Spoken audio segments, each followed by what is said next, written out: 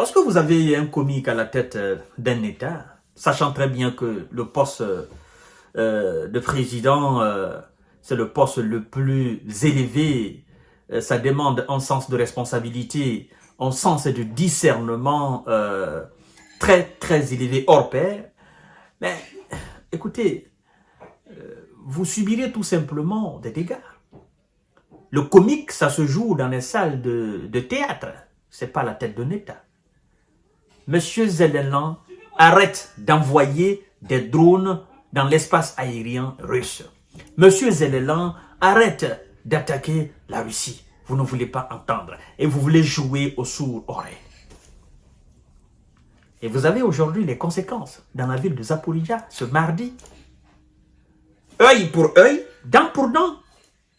Ils ont dit, toute action agressive de votre part mérite une réponse proportionnelle, ou plus d'ailleurs. Aujourd'hui, mardi 5 novembre 2024, les hommes de Vlado étaient en action dans la ville de Zaporizhzhia. Frappe de missiles. 5, on nous informe. Plus d'ailleurs, Ukrainiens, envoyés au repos définitif par l'irresponsabilité des élites de cet État. Est-ce que ça existe encore en État ukrainien? Mesdames et messieurs, j'aborde ce sujet avec consternation, avec... je ne sais plus ce que vous dire, quoi. Parce que j'ai le sentiment que ces gars, ils aiment compter leurs morts.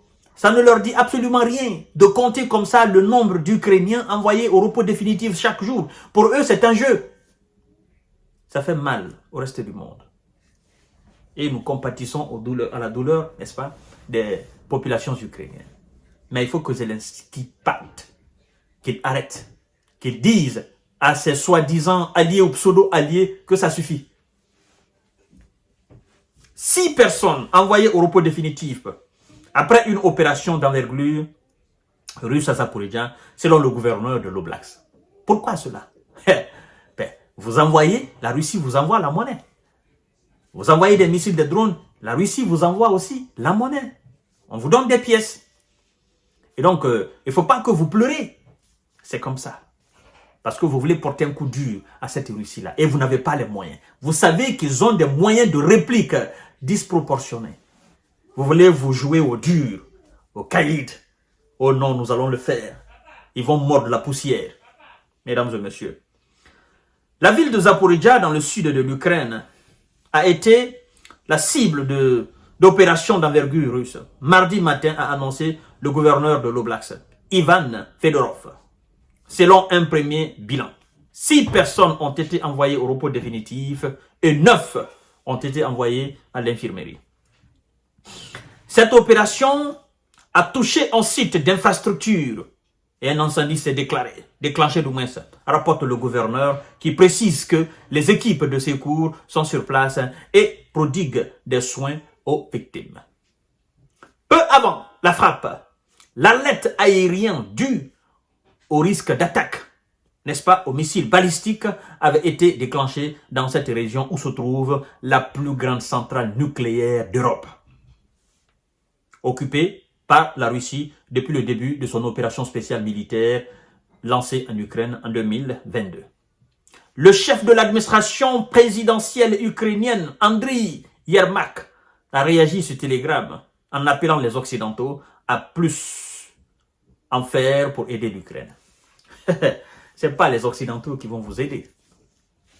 Non, ils ont montré leurs limites. C'est vous, dorénavant, vous devez vous aider. Vous devez avoir pitié de votre propre population ukrainienne. C'est vous qui devez arrêter. Vous devez prendre votre courage à bras le corps et dire la vérité à ces pseudo-alliés occidentaux. Vous devez monter le drapeau blanc. Ce n'est pas signe de faiblesse, non. Mais c'est signe de sagesse, comme a demandé le pape.